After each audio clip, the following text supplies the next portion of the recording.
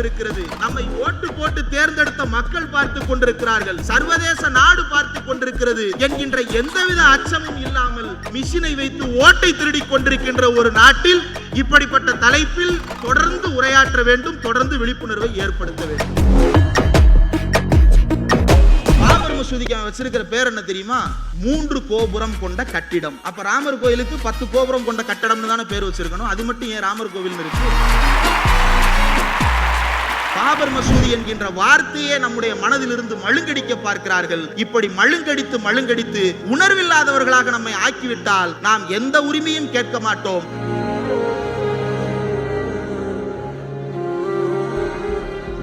உங்க அப்பா விட்டு சொத்து, ஏன் அப்பா விட்டு சொத்து. நீங்களும் நானும் உண்டியல்லையும் தட்டிலையும் காசை போட்டு வளர்த்ததான் அந்த கோயில். நீங்களும் நானும் உங்களுடைய பாட்டனும் என்னுடைய பாட்டனும் தன்னிடம் வைத்திருந்த நிலத்தை அரசனுக்காக கொடுத்து உருவாக்கப்பட்டதான அந்த கோயில். அந்த கோயில் எப்படி RSS காரன் கையிற்கு போகலாம்? அந்த கோயிலை மீட்க வேண்டியது நம்முடைய உரிமை பிரச்சனையா இல்லையா? அதை நான் என்னமும் பண்ணுவேன். அது ஏன் கோயில்? நீ யாரா கோமாளி? நம்மெல்லாம் மிக்சர் சாப்பிடுறது அப்படின்னு சொல்லியிருப்போம் இல்லையா? கான்ஸ்டிடியூஷனே ஒருத்தருக்கு மிக்சர் பாக்கெட் கொடுத்திருக்குன்னா அது கவர்னருக்கு தான். அண்ணல் அம்பேத்கரே உனக்கு மிக்சர் பாக்கெட் கொடுத்து வாயில போட்டு வீட்டுல உட்காருன்னு சொல்லியிருக்கிறாரு. உனக்கு மட்டுமா சொல்லியிருக்கிறாரு? குடியரசுத் தலைவருக்கும் அதே தான் சொல்லியிருக்கிறாருன்னு நாம சொல்லல. சுப்ரீம் கோர்ட் கவர்னர் தொடர்பான போட்ட தீர்ப்புல சொல்லி இருக்கிறது. குடியரசுத் தலைவரே சும்மா கையெழுத்து போட்டு உட்கார்ந்து இருக்கிறாரு, உனக்கு என்ன கேடுன்னு நாம கேட்கல. ஒரு கல், ஒரு சொல், ஒரு செங்கல்லை பார்த்து மிரண்டு ஓடினார்கள். ஒரே ஒரு சொல்லை பார்த்து மாநிலமாக கேஸ் போட்டு அலறிக் கொண்டிருக்கிறார்கள். அலறுங்கள், கதறுங்கள். தமிழ்நாடு 2000 ஆண்டுகளாக உங்களை கதறவிட்டுக் கொண்டே இருக்கிறது. இனி எதிர்காலத்தில் தமிழ்நாடு இந்த லட்சியத்தை வென்றெடுக்கும் தூரம் ரொம்ப தூரம் கிடையாது.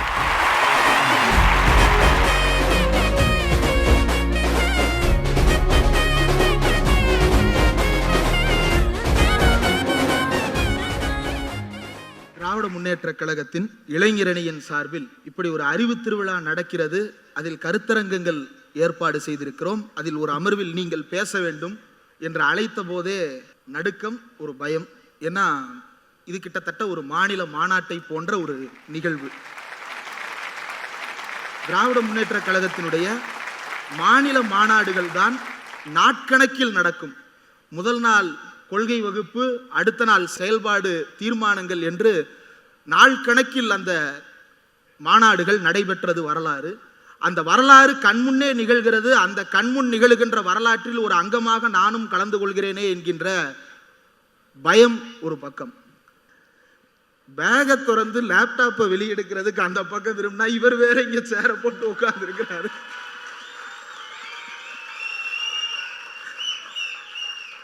பார்த்த உடனே இங்க உட்கார்ந்து இருக்கிறாரு. செந்திலண்ணன் பேசும்போது அங்க இருந்ததா சொன்னாங்க, எனக்கு தெரியல. இப்ப பார்த்தா இங்க உட்கார்ந்து இருக்கிறாரு. இப்படி பயமுறுத்தி ஏற்றி விட்டு இருக்கிறார்கள். நான் பயப்படுவது நாம் சரியாக செய்ய வேண்டும் என்கின்ற நோக்கத்திற்காக, நாம் எதையும் தவற விட்டு விடக் கூடாது என்கின்ற நோக்கத்திற்காக. இவ்வளவு வழிகாட்டிகள் நமக்கு முன்னால் உட்கார்ந்து இருக்கிறார்கள். அவர்களுக்கு முன்னால் நாம் சரியாக செய்ய வேண்டும் என்கின்ற நோக்கத்திற்காக. ஆனால் ஒட்டுமொத்த தேசமும் பார்த்து கொண்டிருக்கிறது. நம்மை ஓட்டு போட்டு தேர்ந்தெடுத்த மக்கள் பார்த்து கொண்டிருக்கிறார்கள், சர்வதேச நாடு பார்த்து கொண்டிருக்கிறது என்கின்ற எந்தவித அச்சமும் இல்லாமல் மிஷினை வைத்து ஓட்டை திருடிக் கொண்டிருக்கின்ற ஒரு நாட்டில் இப்படிப்பட்ட தலைப்பில் தொடர்ந்து உரையாற்ற வேண்டும், தொடர்ந்து விழிப்புணர்வை ஏற்படுத்த வேண்டும். சிலர் கேள்வி எழுப்புகிறார்கள். 4 ஆண்டுகள் முடிந்து விட்டது, 5ஆம் ஆண்டு முடிய போகிறது. இந்த 5 ஆண்டுகளில் நீங்கள் என்ன செய்தீர்கள்? எப்போது கேட்டாலும் போராட்டம் போராட்டம் போராட்டம் என்று சொல்லிக்கொண்டே இருக்கிறீர்களே. கல்வியில் நிதி கேட்டால் போராட்டம் என்று சொல்கிறீர்கள், பேரிடர் மேலாண்மைக்கு நிதி கேட்டால் போராட்டம் என்று சொல்லுகிறீர்கள், செலுத்திய வரியை திரும்ப தர வேண்டும் என்றால் போராட்டம் என்று சொல்லுகிறீர்கள். இப்படி எதை கேட்டாலும் போராட்டம் போராட்டம் போராட்டம் என்று சொல்லுகிறீர்களே. 5 ஆண்டுகள் உங்களுக்கு போதாதா? 40 நாடாளுமன்ற உறுப்பினர்கள் உங்களுக்கு போதாதா? இதுவெல்லாம் தான் எதிர்த்தரப்பிலிருந்து வரக்கூடிய விமர்சனம், வேறு யாரும் அல்ல. கட்சியில் அந்த வார்த்தைகளை எதற்காக வைத்திருக்கிறேன் என்றே தெரியாமல் அண்ணாவையும் திராவிடத்தையும் தனக்கு மேல் சுமையாக தூக்கி திரிகின்ற எடப்பாடி பழனிசாமி அவர்கள் இந்த கேள்விகளை தொடர்ந்து எழுப்பிக் கொண்டிருக்கிறார். இப்படி எதற்கெடுத்தாலும் போராட்டம் போராட்டம் என்று சொல்லுகிறார்களே என்று கொச்சைப்படுத்துபவர்களுக்கு சில விஷயங்களை நினைவுபடுத்த வேண்டும். 30-40 ஆண்டுகளாக தொடர்ந்து போராடி கொண்டிருந்தாரே தேச விடுதலைக்காக மகாத்மா காந்தி.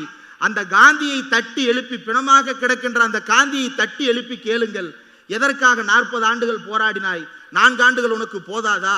40 பேர் வச்சிருக்கிறவங்களே நாங்க உடனே கூட்டுன்னு சொல்றோம், நீ அவ்வளவு பெரிய நாட்டை திரட்டி வச்சுக்கிட்டு 40 வருஷம் என்ன பண்ணன்னு கேளுங்க.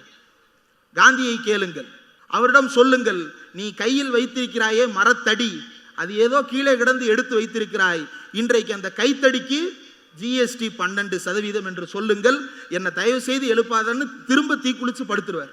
பூலித்தேவனிடமும் மருதுபாண்டியர்களிடமும் போய் கேளுங்கள். பூலித்தேவன் 12 ஆண்டுகள் கோட்டையிலிருந்து போராட்டம் நடத்தி கொண்டே இருந்தானாமே. ஏன்பா பூலித்தேவா, உனக்கு ஏதாவது பொறுப்பு இருக்கா? 4 வருஷம் பத்தாதா உனக்கு?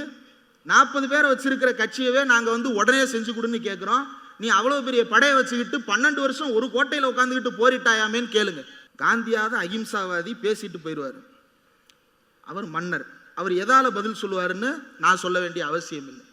மருதுபாண்டியர்களிடம் கேளுங்கள், சொல்லுங்கள் மருதுபாண்டியர்களிடம், ஜம்புத்தீவு பிரகடனம் என்று சொன்னாயே, இந்தியா என்கின்ற கருத்துருவாக்கமே இல்லாத காலகட்டத்தில் ஜம்புத்தீவு பிரகடனம் செய்கிறேன் என்று சொன்னீர்களே பாண்டியர்களே, இன்றைக்கு அதே நாட்டில் உன்னுடைய பிள்ளைகள் நாங்கள் தேச துரோகிகள் என்று முத்திரை குத்தப்பட்டிருக்கிறோம் என்று சொல்லுங்கள். ஏன் இந்த வரலாற்றை எல்லாம் திரும்ப சொல்லுகிறேன்? எதற்காக சம்பந்தம் இல்லாமல் பூலித்தேவனை பேசுகிறாய், மருதுபாண்டியரை பேசுகிறாய் என்றால், நாம் இன்றைக்கு நடத்துகின்ற இந்த போராட்டம் என்பது 1949 தொடங்கிய போராட்டம் என்று சுருக்கி பேசுகிறார்கள். இது 1949 தொடங்கிய போராட்டம் அல்ல. 1919 நீதி கட்சி காலத்திலிருந்து தொடங்கிய போராட்டம் என்று சொல்லுவார்கள். இது நீதி கட்சியோடு நின்றுவிட்ட போராட்டம் அல்ல, வள்ளலார் காலத்தில் நடந்த போராட்டம் அல்ல. அதற்கு முன்னால் தமிழன் என்ற ஒரு இனக்குழு இந்த நாட்டிலே வாழத் தொடங்கிய காலகட்டத்திலிருந்து நமக்கான உரிமைகளை நாம் முழங்கி இருக்கிறோம், நமக்கான உரிமைகளை நாம் பாதுகாத்து வந்திருக்கிறோம் என்பதைத்தான் தமிழ்நாட்டில் நடைபெற்ற அத்தனை தொல்லியல் துறை ஆதாரங்களும் நமக்கு விளக்குகின்றன. இன்றைக்கு இந்த சூழலில் இவற்றையெல்லாம் நினைவுபடுத்தி பேச வேண்டிய காரணம் என்னவென்றால், ஒரு பக்கம் பள்ளிக்கூடங்களிலும் மாநில சுயாட்சின்னா நமக்கு இந்த காசு வரமாட்டேங்குது, அந்த காசு வரமாட்டேங்குது என்று சொல்லுகின்ற நிதி போராட்டம் என்று சுருக்க பார்க்கிறார்கள். இது வெறுமன நிதி போராட்டமா? அமைச்சர் சொன்னார், இது அரசுகளுக்கு இடையிலான போராட்டம் என்று சுருக்க பார்க்கிறார்கள் என்பதை அவர் சுட்டிக்காட்டினார். இது வெறுமன மாநில அரசுக்கும் ஒன்றிய அரசுக்கும் இடையில் நடக்கின்ற சண்டை மட்டும்தானா? இந்த சண்டையில் பொதுமக்களுக்கு என்ன பங்கு இருக்கிறது? ஏன்னா சில பேர் பேசுறாங்க, ஸ்டேட் கவர்மெண்ட் அவங்களுடைய பவருக்காக மாநில சுயாட்சி கேட்கிறது, மக்களுக்கு மாநில சுயாட்சினா என்னன்னே தெரியாது என்றெல்லாம் பேசிக் கொண்டிருக்கிறார்கள். அந்த மாநில சுயாட்சி என்பதனுடைய முக்கியத்துவம் என்ன, நிதியை தவிர அதில் வேறு என்ன இருக்கிறது என்பதை யோசித்து பார்ப்பதற்கு சில உதாரணங்களை சொல்ல வேண்டும். போன வருஷம் பொதுவா பல்கலைக்கழகம்னா என்ன நடக்கும்? காலையில மாணவர்கள் எந்திரிப்பாங்க, கிளாஸ் ரூமுக்கு போவாங்க, லெக்சர் தொடங்கும், அந்த லெக்சர்ல கவனிப்பாங்க, நோட்ஸ் எடுப்பாங்க, வெளியே போயிடுவாங்க. அன்னைக்கு ஒரு நாள் டெல்லி யூனிவர்சிட்டியில் இருக்கக்கூடிய ஒன் ஆஃப் த காலேஜஸ்ல ஸ்டூடெண்ட்ஸ் உள்ள போகும்போது ஏதோ பேட் ஸ்மெல் அடிச்சிருக்கு. காலேஜ் கேம்பஸ் ஏதாவது எலி செத்து கிடக்கான்னு பார்த்தா கீழே எதுவும் இல்லை, ஃப்ளோர் எல்லாம் கிளீனா இருக்கு. ஃப்ளோர் எல்லாம் கிளீனா இருக்கு, இன்னும் பக்கத்தில் யாரும் குளிக்காம மாட்டாங்களா? இல்லை, எல்லாம் குளிச்சு ஃப்ரெஷ்ஷாக இருக்கிறாங்க. வேற என்ன நாத்தம்னு செவத்தை பார்த்தா செவரு மஞ்சளும் பச்சையுமா இருந்திருக்கு. அந்த காலேஜ் பிரின்சிபல் அந்த மாணவர்களுக்கு பாரம்பரியத்தை உணர்த்துவதற்காக சாணியை எடுத்து பள்ளி வகுப்பறைகளுக்கு பெயிண்ட் அடித்து வைத்திருக்கிறார். காலேஜினுடைய வகுப்பறையில் சாணி மெழுகி வைத்திருக்கிறார்கள் சுவற்றில். இதை பற்றி அந்த கல்லூரியினுடைய முதல்வரிடம் கேட்டபோது, ஆமா அது கிருமி நாசினி, அதுக்காக நான் அதை ஒட்டி வச்சிருக்கேன். எங்க? டெல்லி யூனிவர்சிட்டியில. உலகத்திலேயே இந்தியாவிலிருந்து நல்ல அறிவாளிகள் எல்லாம் எங்கிருந்து உருவாகிறார்கள் என்று கேட்டால் டெல்லி யூனிவர்சிட்டி, ஜவஹர்லால் நேரு யூனிவர்சிட்டி என்று சொல்லுவார்கள். அந்த டெல்லி யூனிவர்சிட்டியில் மாட்டு சாணத்தால் வெள்ளையடித்து வைத்திருக்கிறார்கள். இதை எதிர்த்து மாணவர்கள் பிறகு போராட்டம் நடத்துகிறார்கள். அந்த போராட்டம் நடத்திய மாணவர்களை எதிர்த்து இன்னொரு கும்பல் இறங்குகிறது. சாணி நல்லது, அடுத்து கோமியம் நல்லது, இதுவெல்லாம் பல்கலைக்கழகத்துக்குள்ள எல்லாரும் கட்டாயம் கடைபிடிக்கணும் அப்படின்னு பேசிக் கொண்டிருக்கிறார்கள். இது பல்கலைக்கழகத்தில் நடக்கின்ற நிலைமை. இன்னொரு பக்கம் பள்ளிக்கூடங்களில் என்ன நடக்கிறது? பள்ளிக்கூடத்து பாட புத்தகங்களில் இருந்து பல விஷயங்கள் நீக்கப்பட்டிருக்கின்றன. தமிழருடைய வரலாற்று போராட்டங்கள் தேசிய அளவிலான பாடத்திட்டத்திலிருந்து நீக்கப்பட்டிருக்கின்றன. கீழடி குறித்த குறிப்புகள் இடம்பெறாமல் தவிர்க்கப்பட்டிருக்கின்றன. சிந்து சமவெளி என்று நாம் பேசுகிறோம், அவன் சிந்து சரஸ்வதி என்று அதை மாற்றிவிட்டான். அதை சனாதன நாகரிகம் என்று அவனுடைய புத்தகத்தில் எழுதி வைத்திருக்கிறான். இந்த கீழடியை அவன் ஏற்றுக்கொண்டாலும் பாரத நாகரிகம் என்று எழுதுவான். பள்ளிக்கூடங்களில் இந்த மோசடிகளை அவன் அரங்கேற்றிக் கொண்டிருக்கிறான். இதன் காரணம் என்ன? ஏன் பள்ளிக்கூடங்களில் இதை பேசுகிறார்கள்? நம்முடைய பிரச்சனை என்ன? சமர சிக்ஷா அபியான் திட்டத்துக்கு நிதி கொடுக்கல. சமர சிக்ஷா அபியான் திட்டத்துக்கு ஏன் நிதி கேட்கிறோம்? தமிழர்கள் கல்வி பயில வேண்டும் என்பதற்காக நிதி கேட்கிறோம். ஏன் கல்வி பயில வேண்டும் என்று அவர்கள் விரும்புகிறார்கள்? முன்னேற்றம் அடைவதற்காக. முன்னேற்றம் அடைய வேண்டும் என்கின்ற சிந்தனை எங்கிருந்து பிறக்கிறது? அவன் யார் என்ற உணர்வில் இருந்து பிறக்கிறது. அவன் யார் என்ற உணர்வு அவனுக்கு எப்படி வருகிறது? சுயமரியாதை என்கின்ற பெரியார் ஊட்டிய உணர்விலிருந்து வருகிறது. அதனால் அவன் படிக்க வேண்டும் என்று கேட்கிறான். படிப்பதற்கு மருத்துவக் கல்லூரியில் இடம் வேண்டும் என்று கேட்கிறான். இடம் கொடுத்தால் படிப்பதற்கு நிதி வேண்டும் என்று கேட்கிறான். நிதி கொடுத்தால் படித்து முடித்துவிட்டு வேலை வேண்டும் என்று கேட்கிறான். இதையெல்லாம் ஒழிக்க வேண்டும் என்றால் அவனுக்கு உள்ளே இருக்கக்கூடிய உணர்வை ஒழித்து விட்டால் போதும், அவன் எதையும் கேட்க மாட்டான் என்பதற்காகத்தான் RSS மூலமாக நாடு முழுவதும் பள்ளிக்கூடங்களிலும் கல்லூரிகளிலும் காவி அடித்துக் கொண்டிருக்கிறது இந்த மோடி அரசு. இந்த காவி அடித்துக் கொண்டிருக்கின்ற இந்த மோடி அரசு என்ன செய்ய நினைக்கிறது என்றால், மாணவர்கள் மனதில் இருந்து கேள்வி கேட்கின்ற உணர்வை அழித்து ஒழிக்க நினைக்கிறது.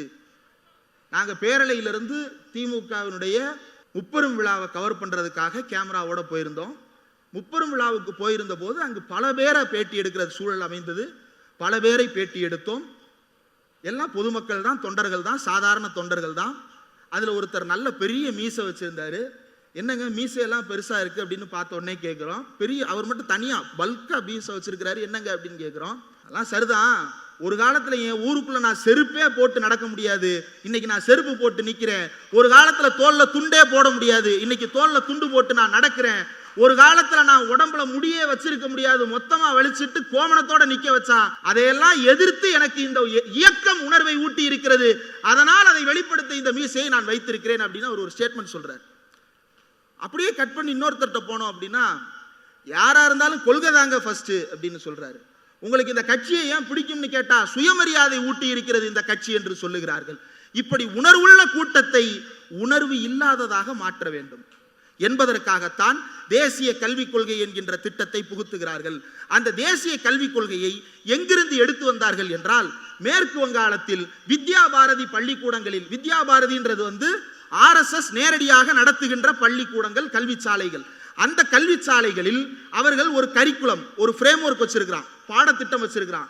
அந்த பாடத்திட்டத்தில் என்னென்னலாம் சொல்லி தர்றான் அப்படின்னா, அணுவை கண்டுபிடித்தது பல ஆயிரம் ஆண்டுகளுக்கு முன்னால் வாழ்ந்த ஒரு இந்தியர். நம்மகிட்ட ஏற்கனவே புஷ்பக விமானங்கள் இருந்துச்சு. இதையெல்லாம் தனியாக ஒரு புத்தகம் வைத்து சொல்லிக் கொடுக்கிறார்கள். இதை சொல்லிக் கொடுக்கிறீர்களே, இது அறிவியலுக்கு புறம்பானது இல்லையா அப்படின்னு அவங்கள்ட்ட போய் கேள்வி கேட்கிறாங்க. அந்த கேள்விக்கு அவங்க சொன்ன பதில் என்ன தெரியுமா?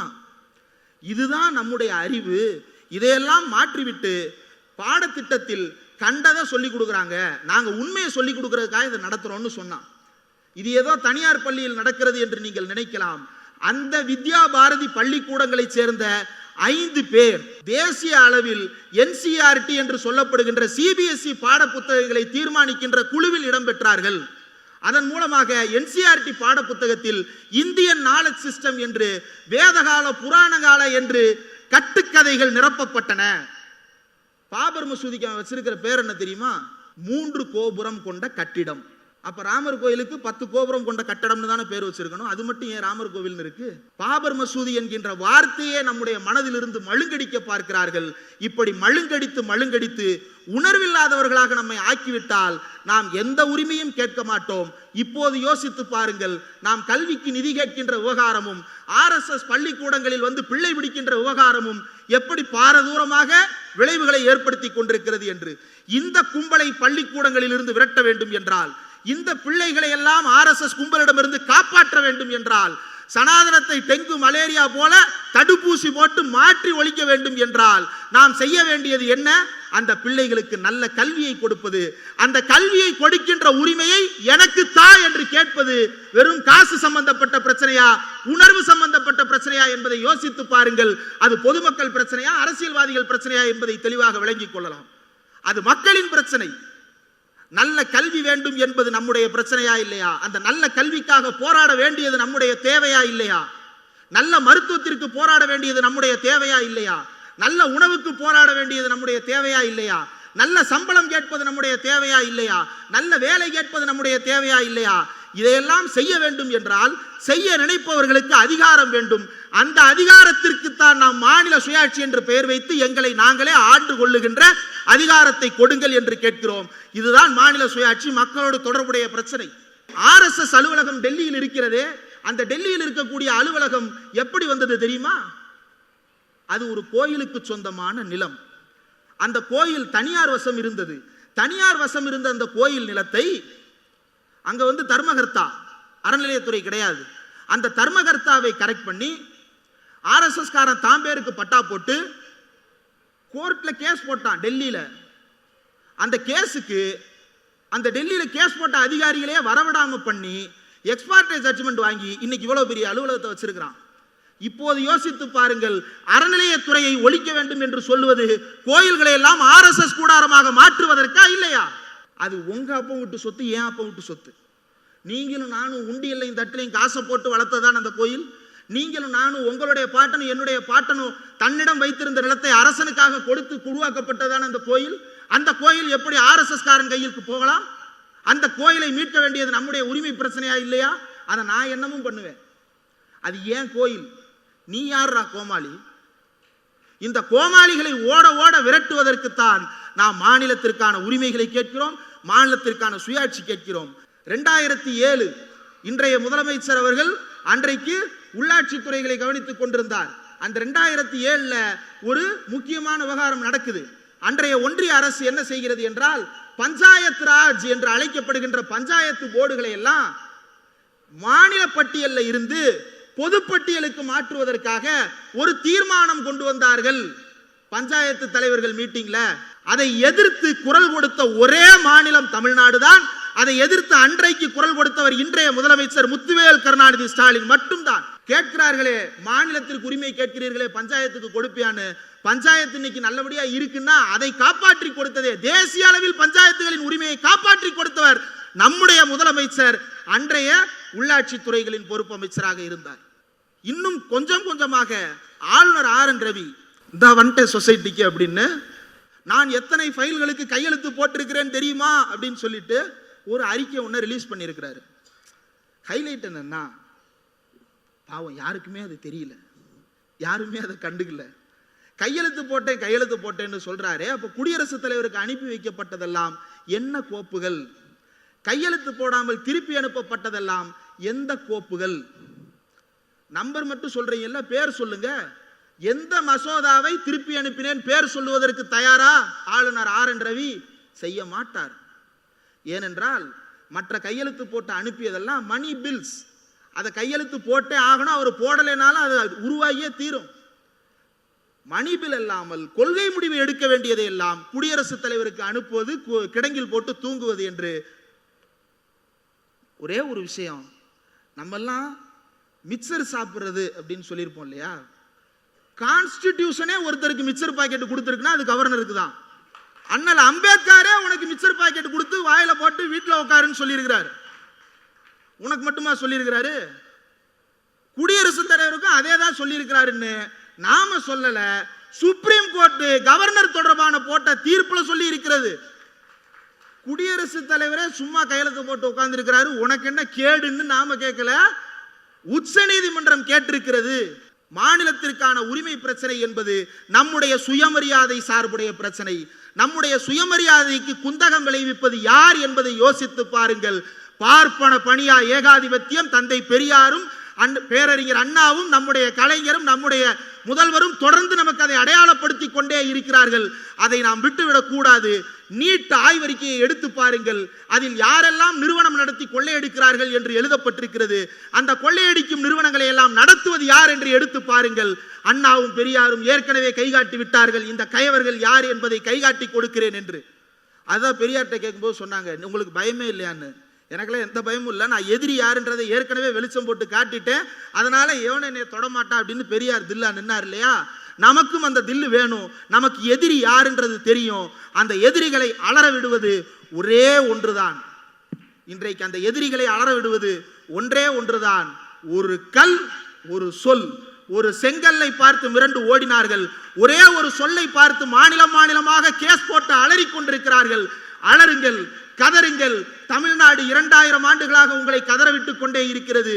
இனி எதிர்காலத்தில் தமிழ்நாடு இந்த லட்சியத்தை வென்றெடுக்கும் தூரம் ரொம்ப தூரம் கிடையாது. நீங்கள் யோசித்து பார்த்திருக்கிறீர்களா? உத்தரப்பிரதேசத்தில் நீட்டுக்கு எதிராக ஒருவர் பேசுவார். பீகாரில் இருந்து தமிழ்நாட்டு முதலமைச்சர் முத்துவேல் கருணாநிதி ஸ்டாலின் தான் இந்தியாவின் சிறந்த முதலமைச்சர் என்று ஒருவர் சொல்லுவார் என்று யோசித்து பார்த்திருக்கிறீர்களா? நடந்து கொண்டிருக்கிறது.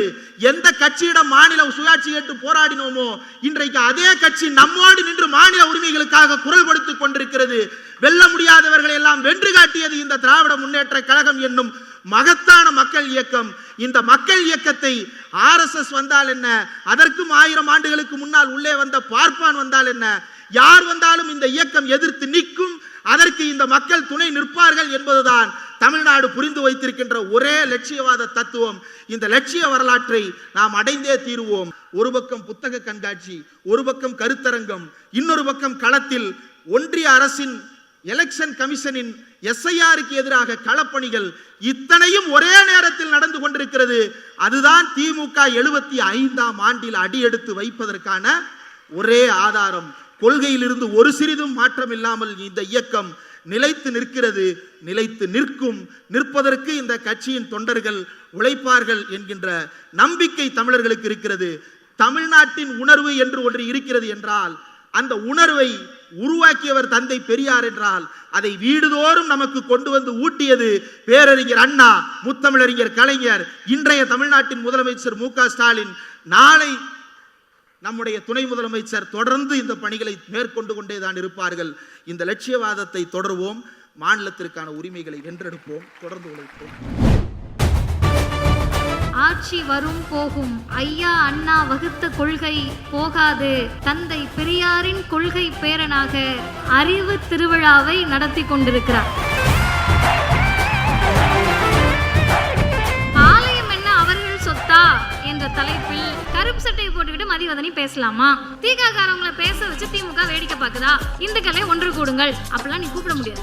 ஏன்னா முன்வரிசையில் பார்க்கிறேன், எங்க அண்ணன் ஒருத்தருக்கு நெத்தியில கேப்பே இல்லை. இந்த பக்கம் எங்க அண்ணன் மஞ்சள் சட்டையோட குங்குமத்தோட வந்து உட்காந்துருக்காரு. இப்ப வெளியே போய் ஒரு பைட்டு கொடுக்க போனேன், எங்க அக்கா மாதிரி யாரோ ஒருத்தர் வந்து இவ்வளவு கயிறு மதிவதனின்னு வந்து கட்டி பிடிக்கிறாங்க. அதனால இந்துக்கள் எல்லாம் இங்க இருக்காங்க, நீ அங்க கூப்பிட்டனா ஒருத்தர் வர முடியாது. கோவில் இருக்கு, சாமி இருக்கு, கும்பிட போகணுமா வேணாமான்றது என்னோட சாய்ஸ், என் தேர்வு. ஆனால் கோவிலுக்குள் எல்லோரும் போக வேண்டும் என்பது அடிப்படை உரிமை, சுயமரியாதை, தன்மான உணர்ச்சி. அந்த தன்மான உணர்ச்சிய சாமி கும்பிடுறவங்க மட்டும்தான் கேட்கணும்னு எந்த சட்டமும் சொல்லல. சாமி கும்பிடுறவங்க கேட்டிருந்தாங்கன்னா சாமி கும்பிடாத பெரியார் அமைதியா இருந்திருப்பாரு.